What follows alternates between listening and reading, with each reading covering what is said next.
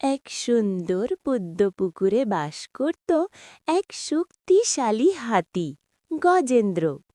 সে ছিল জঙ্গলের রাজা, কিন্তু তার মনে ছিল অহংকার।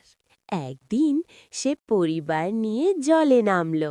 হঠাৎ এক ভয়ঙ্কর কুমির তার পা শক্ত করে কামড়ে ধরল। গজেন্দ্র প্রাণপণে লড়াই করল, কিন্তু দিন গড়াল, শক্তি ক্ষীণ হয়ে এলো। অসহায় হয়ে সে আকাশের দিকে সুর তুলে চিৎকার করে ডাকল, হে নারায়ণ, আমাকে রক্ষা করুন।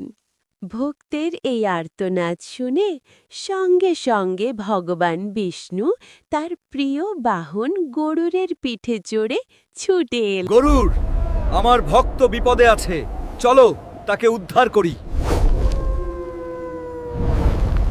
ভয় পেও না, যে ভক্ত একান্ত বিশ্বাসে আমাকে ডাকে আমি তাকে কখনো ত্যাগ করি না। প্রভু, আপনার কৃপা ছাড়া আমি কিছুই নই।